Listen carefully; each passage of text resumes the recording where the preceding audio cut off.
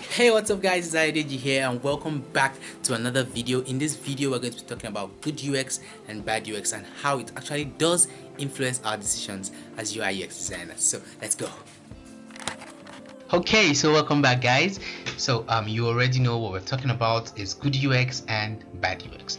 So we're going to be explaining what they are, how to avoid the mistakes, and you know what to do as UX designers to make good UX, because we don't want bad UX, but you have to know what bad UX is so you can avoid that. So now, written in front of us, we have here UX design is not usually noticed unless it's bad.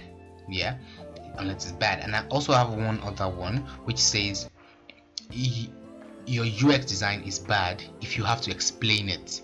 It's just like a joke. If you tell a joke and you have to explain the joke, then it's probably a very bad joke, or you're telling to the wrong set of people.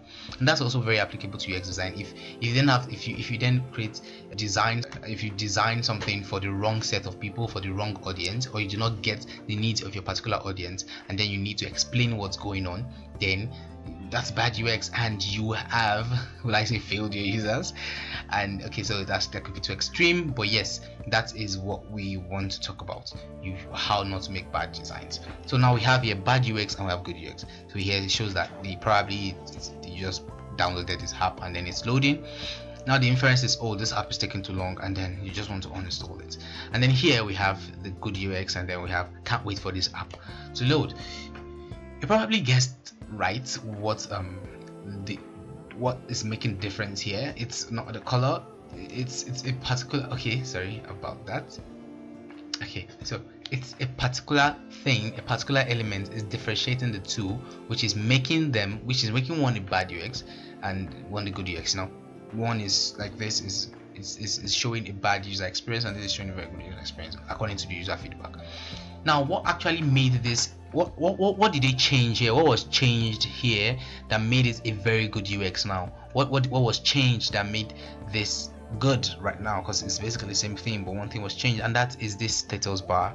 Now this status bar already shows the user that okay, now the app is loading, and then you are 75% in, and then you can't wait. Okay, you understand that, oh yeah, so the app is loading and then you can wait. But here you don't know the progress, you don't know what's going on, you don't know how long you have to wait for, you don't know these things. And this actually does it puts in the mind of the user that, oh, it's going to take too long. They don't know if it's 2% or 50% or how long it's still going to load. But this simple thing, this simple status bar has actually shown the user, it's subconsciously, it shows them that okay, so this is the point that we have, and then you can patiently wait. But who wants to patiently wait when they don't even know how long they have? No one. So that single factor actually made this a very good UX design. Like it's just an illustration, obviously it's not a real product, but yeah, I believe you understand the picture. So let's paint more pictures. Yeah, let's paint more pictures. So bad UX, bad UX. So let's take this microwave for example. We have buttons everywhere, we have screens, everything is there, and now the amount of button that we have here can actually really be an hindrance to performing a very simple task like warming your meal, because the buttons are just everywhere and you don't know which one to press. You have a lot of options, too many options for the users, and then they end up probably underwarming their food or overwarming it, and then it gets burnt, and then the simple task of actually warming your meal and then eating is then defeated. That simple task is defeated, and we do not want that to happen to us in designs. You don't want that to happen to our users. So that is why new age microwaves these days have fewer buttons, and there's even one, I think the bread toaster, it's actually, then when you put your what's it called, your bread into it, or I think it's also in microwaves too, that there's now a button that shows little bit more. So if you then finish you set a time, and then that time is elapsed, and then you feel that, oh, it's not warm enough, it's not yet warm, it's still very cold, stuff like that, you can just put a little bit more, because you may not necessarily know the amount of time that you need to make it warm. So you just put that little bit more, and then it's easily gets done, and you can so that little button, that one button has actually helped a lot of users who use microwave people who use microwave and bread toasters to not get their food burnt. You understand? So that's that. So let's look at this good UX. So this illustration I found it on Google, and I feel it really explains the whole idea. So yeah, we have good UX, and we have a product here. The product is the cereal. That's the probably what you take for breakfast, cereal, and then we have spoon, plate, and then probably milk, or milk. So yeah, now you can see here that the interface is the spoon, and then the experience is the fact that you are taking your breakfast. Let's just say it's breakfast, you're taking your breakfast.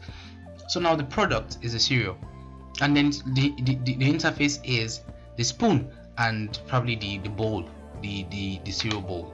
And now the experience, now the user experience, however, is the fact that you can easily then eat your breakfast with your spoon and your cereal in your cereal bowl. So now imagine you were given a table fork as the user interface, and then you asked to take your cereal with that table fork. How would the experience be? How would you enjoy it? Imagine you were given a bread knife to take your breakfast. Imagine you are given a bread knife to take your breakfast.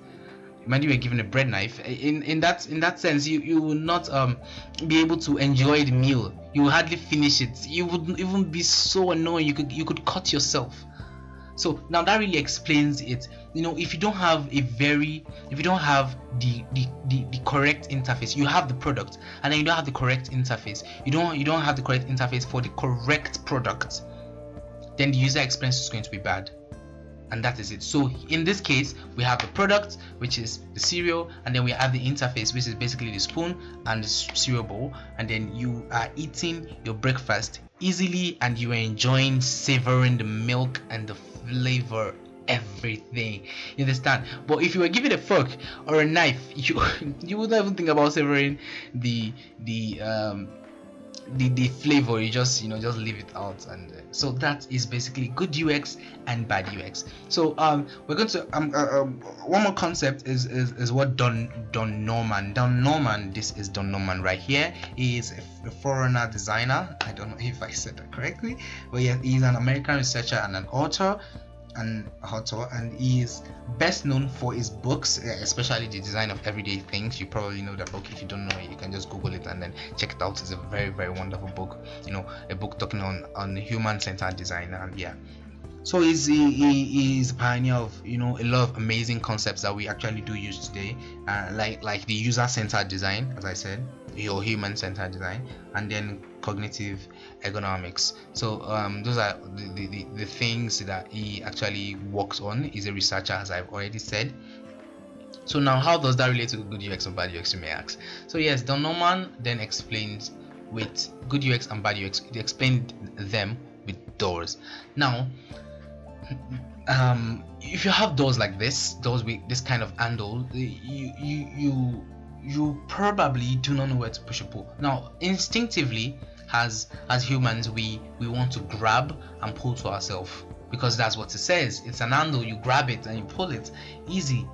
But what we then realize and what we then see is different doors, we then grab the handle and pull, and then that's the wrong way to pull. Then you have to push, and then you're doing trial and error to just enter to the door, like to just use a door that's as easy as that. Now the user may think it's their fault that they don't know where to push or pull, but no, it's the fault of the designer, it's the fault of the person who installed the doors.